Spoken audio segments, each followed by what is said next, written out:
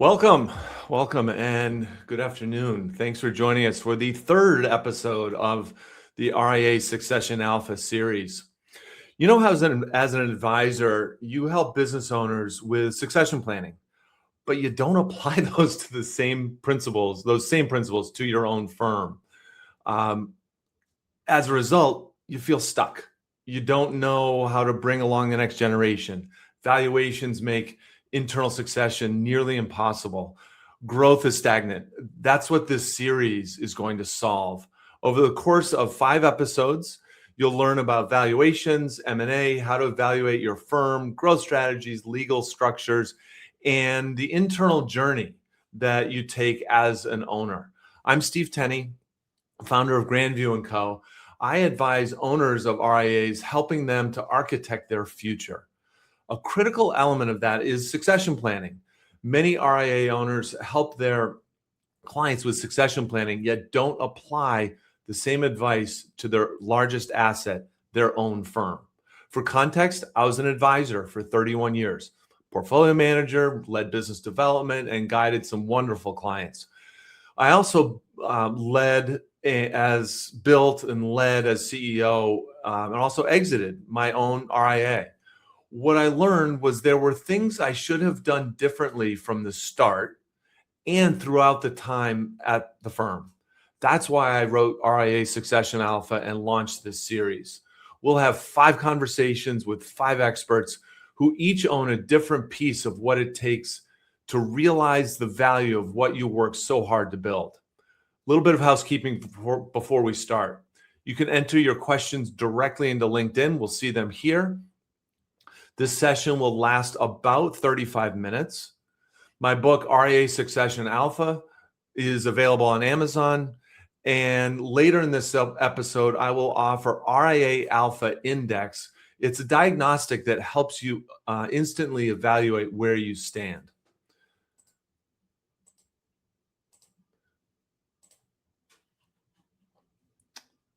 Okay. In the first episode, Kim Kowalski walked us through the value drivers of your firm. Then Sean Hutchinson helped you see something harder, what your firm looks like from the other side of the table. Today, we talk with my friend Chen.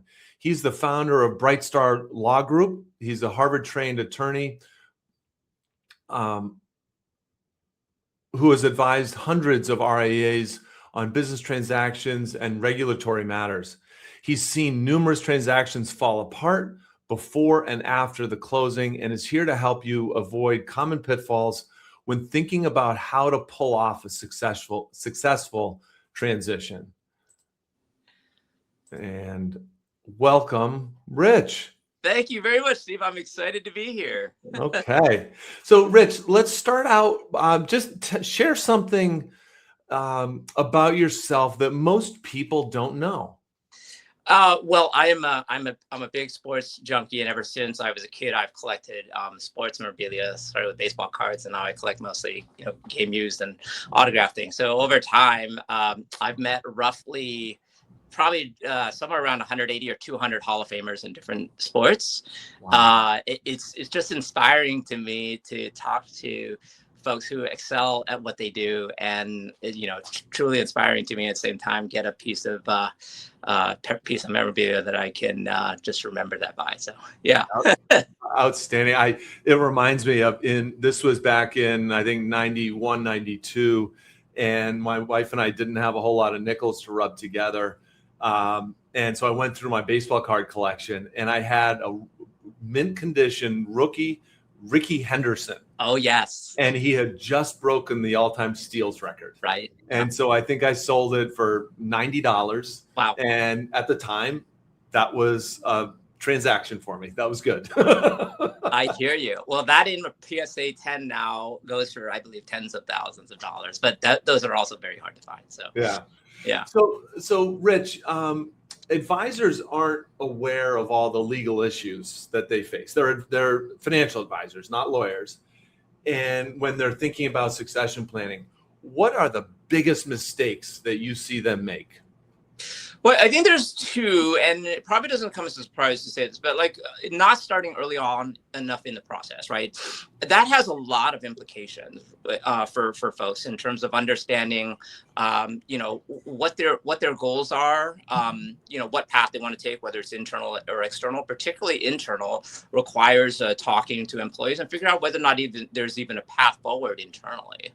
Right. But then also thinking about, what are you going to try to accomplish, and how are you going to get the firm ready in order for there to be a transaction, whether it's internal or external? Unfortunately, those who wait too long, either have fewer options or, pass away. Unfortunately, I've had clients who pass away, and it severely limits, what the opportunities are once that happens. The other thing I'd say is not hiring someone early enough in the process to help out. There are lots of folks who do a lot of different things to help advisors in this space to get their firms ready, to explore what their goals are, to understanding valuation, to finding the right buyer, to us to help guide the legal process, and then also to help with transition and post-closing integration, which I think is often underestimated. There's a lot of work, and financial advisors do a fantastic job of advising their clients on a number of things, but there's a lot when it comes to succession planning that you can cut the time off by hiring someone who does this stuff, but also sort of become aware of the numerous options that are out there, because this industry has grown a lot and there are a lot of options. That's the good news. There's an irony here in the business, and that is that advisors guide clients and ask them to think long term, yet the advisors themselves and the founders are not thinking long term when it comes to their own business. Yeah. So with these mistakes that you see, what do they cost? Like what impact have those mistakes had? Sometimes it's monetary, but you can define cost any way you like. Yeah. Well, I mean, let's start with monetary costs. Unfortunately, if a firm owner dies, that drastically reduces the purchase price you're going to get, right? But even if that doesn't happen, let's say that you start late on in the process and employees are caught off guard, or clients are caught off guard in terms of, how you've been messaging to them what's in the future, that can limit the attractiveness of the firm, limit the opportunities if you are selling externally to third parties, right? So you may not get the optimal sort of suitor for the firm in order to meet your goals. And so, those definitely can be, disappointing because this process does take time to talk to employees, talk to clients, talk to folks who can help you think through the options, and also take time to explore if there's an external sale, because oftentimes that process it doesn't happen at the snap of a finger. It can take a lot of time, as you and I have discussed, right? So yeah. So my friends John Phoenix and Jay Hummel, who are with Uniting Wealth Partners, they've commented that internal succession isn't dead, but it's definitely on life support, largely due to multiples. I would add that there's a lack of a G2 or lack of a developed second generation. How do you view that comment?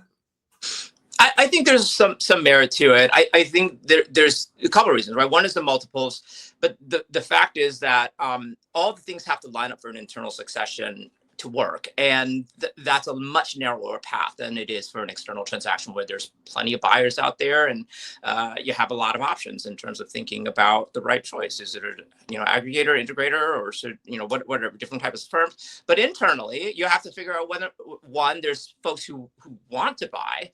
Two, whether or not you put them in a position where they're able to, in order to, sort of supervise employees and manage client relationships. Three, whether or not they're financially capable, right? That might take time and messaging, if that's something that you want, to get them in a position where they have the finances that they've saved away in order to make something happen. So all of these things narrow the path. And like we were talking about, the less time you have to do that, the more narrow it is an option.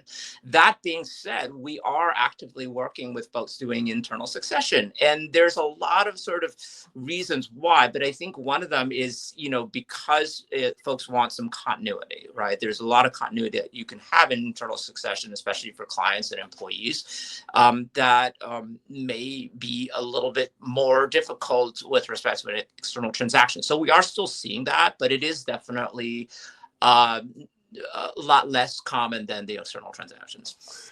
So let's go just a bit deeper on that. Can you identify, or can you share with the audience the two extremes? Are there things that, when you think about the best situations that a firm where they've executed an internal transaction, what are one or two absolute green flags where you say this was a key ingredient?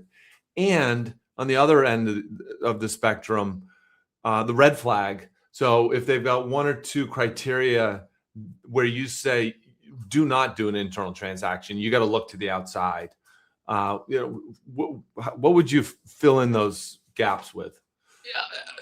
Well, so I think, a lot has to align in terms of the goals where you have to think about, the transition, not only sort of let's assume that there are employees who are willing to and ready to do it. There has to be alignment in terms of financial capabilities, the owner's willingness to sort of let go, and that is definitely important, and sort of over what time frame, and sort of does the timing for sort of G2 employees wanting to take over, sort of, does it jive with the owner's time frame? Where it does, then there's definitely sort of a much stronger likelihood that that you'll have a successful transaction. But it is difficult, because understandably, many firm owners, find it challenging to relinquish the control, even if they're ready to, from a financial standpoint, right? Those all have to align. I'd say, on the flip side, like we were talking about, all these factors can lead to red flags if you don't have alignment here, right? We can make it work from a legal standpoint if there's alignment, but any number of these factors are what makes internal succession more difficult, because if you're not aligned on sort of any one variable, that could, make it not a good transaction. Right. Okay. So on the screen, I just put the RIA Alpha Index website. So we've touched on a number of great points that help RIA owners prepare for that successful transition. And I created this free diagnostic called RIA Alpha Index that people can use to get that instant view on where their business stands, and also on here, if people want to reach out to Rich, you can see his email address here, rich@brightstarlawgroup.com. So Rich, moving on to the next question. Succession planning is certainly is more about people than numbers and even legal documents. And you've touched on owners and founders' willingness to evolve and to release the reins. Your quote in my book, RIA Succession Alpha, was that G2 often won't step up with the trust and empowerment issues. Help us understand this critical importance of team development and the retention in both internal and external successions. Yeah, so let's talk about why it's important, and regardless of the path that you're taking, in order to pull it off, you need someone to continue, especially if the owner is going to step away in a relatively short period of time, right? That's both important typically because in internal successions, the owner is going to have to receive some sort of deferred compensation because of, sort of financing capabilities, and external transactions, buyers want to see that you have a strong bench, right? And so that's why oftentimes while we look at multiples in terms of revenues or things like that, the buyers are also looking to see who you have on tap in order to continue the business as as the owners are sunsetting and handing off the reins. The empowerment is one of those things that can be challenging because owners want to protect their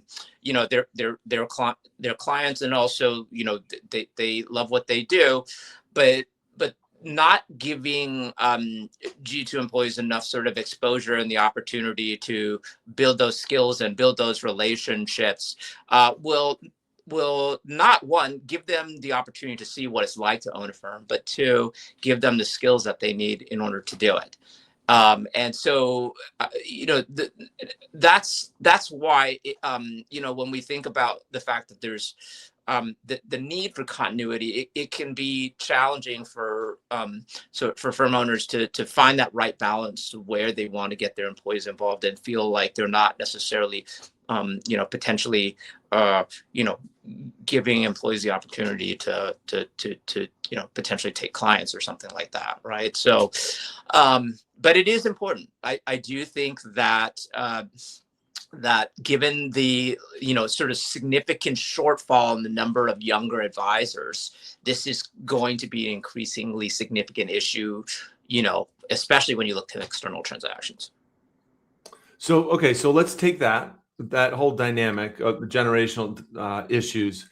How can the right legal structure help behavior between these generations? Well, at the outset, I think that one of the key roles that we play is helping folks to understand whether or not there's alignment, right, with respect to financing capabilities, economic sharing, and incentives with respect to how the transaction is structured, how much compensation is deferred, which could be for a variety of reasons, as well as like when governance is handed over. The legal discussions we have often help folks to flesh out whether or not actually there's a good fit here. But once that's actually taken care of, and assuming that there's a good fit, we can help to put together documents that align all of those interests, especially in an internal transaction in a phased manner that works, right? For instance, you can have vesting of equity over a period of time that allows, folks to leg into ownership, whether it's because of a need for financing or because the owner just wants to see that there's meaningful, commitment to the firm, right, to hand off in governance, which, oftentimes, we're not only talking about the transaction documents with respect to the purchase and sale of, the equity of the firm, but oftentimes the operating agreement has to be adjusted, especially when you're talking about, an internal transaction. That governing document will help the, sort of all the, and, sort of not only the founder, but the G2 employees who are coming in to make sure they're on the same page, with respect to the three main buckets, which are economics, management, governance of the company, and buy-sell provisions, as it relates to, when and, how you get out. How often, so let's say documents are created at the time everyone's happy, or even at the start of a firm. Mm-hmm. You've got a great operating or shareholder agreement. How often should that agreement be reviewed by the members? Yeah, it's a very good question. I generally recommend, ideally once a year, but if not, every 2 years. And I'll tell you why. Because we get approached by people, I don't want to say all the time, but it definitely happens, where they say, okay, our operating agreement no longer reflects what I think is fair from my standpoint, and so I want to leave. Right. So oftentimes, if there's not a proactive conversation about this, that's where I come in, and people are ready to leave, even if there's not necessarily been a conversation about, well, maybe let's sort of have a talk to figure out whether or not we're still in the same position where we were, when we started, or 1 or 2 years ago, right? So proactive conversations in this regard are helpful, even if they feel uncomfortable sometimes. Yeah, I have found that sometimes those uncomfortable conversations, the reason they feel that they are uncomfortable is probably enough evidence that that's exactly what needs to be talked about. Yes. So, Yes. It can save you a lot of heartache, right? Because I mean, yeah. I've seen situations, not only in M&A transactions, but just in terms of deals where people are like, okay, we want to, we want to form our own firm, or we want to bring on an employee, and then I showed them the questions that they need to answer, and they realize there's not a good fit. It's better to not do something than to enter into something that you have to break up later. It can be painful. Right. Right. So another situation that you help some folks with is when they are leaving the broker dealer, Mm-hmm. and there are two things happening at the same time. One, they're leaving the broker dealer, going to a, let's call it a platform aggregator, and selling part of their equity, part of their revenue simultaneously. So they might sell 10, 15, 20% at launch. Mm-hmm. What are some of the most common issues that these folks should really pay attention to? Well, the first thing is making sure that you have the ability to move clients and information over to the new firm, because one, there are duties to your current employer, as well as sort of regulatory obligations like Regulation SP with protecting client information. But the other reason is because typically if you enter into a deal to sell a portion of your book of business, you're going to be asked to make representations that you're able to do that. And if you weren't, they could sue you. The other sort of big thing to think about is that oftentimes if you are going into a situation where you're going to sell your equity, or you sell your book of business rate or fund, bear in mind that comes at a cost, right? Typically it's going to be restrictive covenants, non-competes, non-solicits that'll apply. And depending on sort of how you plug into the new firm, it could also mean a lot of operational restraints in terms of how you conduct the business, which is something quite different than if you were to say go independent and you have sort of more carte blanche to do what you want. Of course, you're not getting the payoff for selling a portion of your book of business in that case, but that is a big trade-off, right? So yeah, I'm seeing it's a critical issue, I think, because if I'm a platform, I want those restrictive covenants. Absolutely. Yeah. And yet the seller, the advisor, doesn't. And so it becomes, I would imagine, an exercise in, number one, truly understanding, working with you to truly understand the legal angles, and then making informed decisions about those trade-offs. That's right. Yeah. Because as long as I feel good when we put our clients in a position where they understand what the options are, right? It's really up to them to make those decisions at that point. But our job is to make sure they understand what those options are. And there's invariably trade-offs when you deal with these, options. So, right. So let's say there's a fully independent firm, and the owner, the founder, is going to sell. What are the basic steps that lead that they'll go through in that RIA, purchase and sale transaction? Yeah. Well, let's sort of talk mostly. Most of what we're seeing is external transactions, but we'll try to pry it broadly. The first sort of step is to make sure to understand what type of transaction do you want, internal or external, because the paths vary a bit based on that, right? And sort of once those goals are defined, and if you're talking, sort of ideally be able to socialize internally, then you look to evaluation, and prepare the firm for whatever is external or internal transaction. Typically, then, if there is an external transaction, you'll have explore options, whether with with help or without, to find buyers, and they will typically ask you to sign a non-disclosure agreement for information sharing both ways. And if that goes well, then a letter of intent, which lays out the broad terms of the transaction. At that point, it's a non-binding document that basically says these are the core terms that we deal with. But the due diligence continues after that process. The only thing that's binding typically about a letter of intent is the exclusivity, which you say basically, I won't shop my firm to someone for a period of time so that you can continue doing your due diligence without fear that I'm just going to sell to somebody else, right? After the due diligence is done, assuming everything checks out, then you typically have transaction documents. If it's an asset sale, it's an asset purchase agreement, and if it's an equity sale, then the member or shareholder purchase agreement.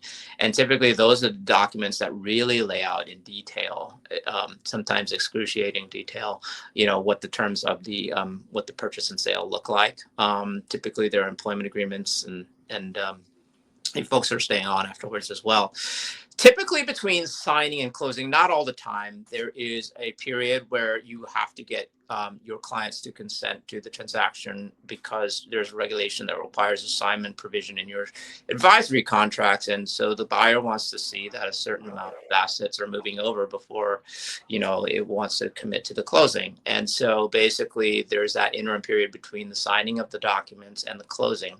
Once the closing conditions are satisfied, then that's basically when the funding happens and you're off to the races. And that's where, well, hopefully before then the integration, sort of planning has started, but that's where the integration really begins in earnest. Yeah.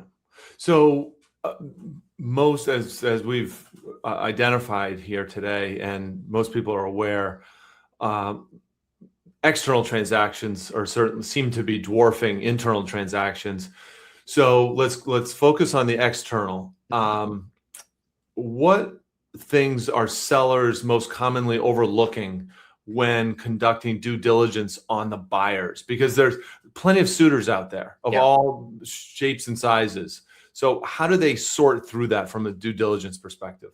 You have to ask hard questions. And I think a lot of it is understandably, buyers are trying to put their best foot forward, but you have to dig deep, especially with respect to understanding, sort of where the buyer is from a financial condition, because oftentimes, buyers have, a decent amount of debt out there. You want to understand what the balance sheet looks like, what the financials look like. You want to understand sort of how their actual sort of integration happens and sort of I think that's one of the big things that folks oftentimes overlook is how much detail there is, as well as sort of whether or not there is truly a cultural alignment, which I think requires sort of meeting a number of folks within the firm and seeing how their transactions have gone, and ideally finding people independently who sort of gone through this process, and who can give you an idea of what it looks like. If there's equity in the transaction, definitely digging deep into those documents, because there is typically a lot of handcuffs when you're given equity of the buyer in terms of restrictions on sale, their right to repurchase, dilution, how they value the equity. And so, oftentimes it's very, very important to understand, what's involved if you are getting that equity. So there's a lot of hard questions to answer. And I think it's important to ask a lot of these questions. Finance, operations, sort of in your equity, it's important to get, detailed responses on these issues. Yeah. So last question, sort of combination question. Could you share a little bit about your firm, your team, and how you typically work with clients? Yeah, we plug into our clients in a lot of different ways. We offer services in two buckets. One is on the corporate business side, where we do everything from helping advisors break away to launching their firms or plugging into another firm. We help draft commercial agreements, client agreements, employment agreements, equity compensation rewards for employees you want to bring on. And we do a ton of M&A and both internal and external succession. private fund formation. On the regulatory side, we help folks with launching the registration process in terms of registering as an investment advisor. We help them set up compliance programs, and help them to manage it on an ongoing basis, including outsourced CCO services, SEC exam and investigation representation. So we plug in a lot of different ways. All that to say, I think it is very helpful to have that perspective, because we see folks at all stages of the life cycle. And that can be particularly sort of helpful to guide folks who are looking at a succession over time to, think through how do I prepare at the early stages, or how do I think about it versus, when I'm much closer to a transaction. I find it very rewarding when people come to us early on in the process, as they're, just thinking about it, even if they're, a few years out, because, we can help them think through a lot of these issues, and also connect them to the right service providers, right, who have more experience than us in a number of these things. But I do think that we can help them think strategically through part of that process, and help them prepare to understand what they should expect with respect to the type of transaction that they're looking for. So roughly speaking, we represent between 450 and 500 clients in the RIA space, and so that gives us also a broad perspective in terms of what different firms are doing out there, and what they're looking at. And I think that can be very helpful with respect to having ideas about and options for our clients. Yeah, I'm glad you mentioned sort of leaning on outside resources, because that's something that I am quite passionate about. It's just I love making that perfect connection. Just like when I was an advisor and I connected a client with an outside resource, there's really no difference there, and it can make all the difference in the world to that advisor, that firm, that founder.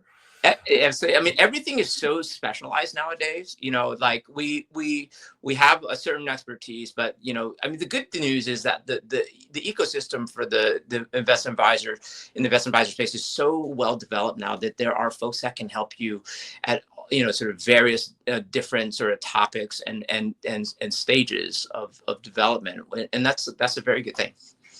Yeah. I want to remind people of your email right here, rich@brightstarlawgroup.com. And remember to check out the free diagnostic RIA Alpha Index. That will give you instant insight into your firm and how ready you are. Finally, don't forget to join us next week for the 4th episode of the series. It's on Wednesday, May 27th at 4:00 Eastern. We're going to hear from my good friend, an amazing person, Derek Kinney, who's a master, absolute master at positioning yourself in the selling process. So, Rich, this was really fantastic. Thank you so much. My pleasure. Thanks for having me, Steve. It was all right. great. Have a great day. You too.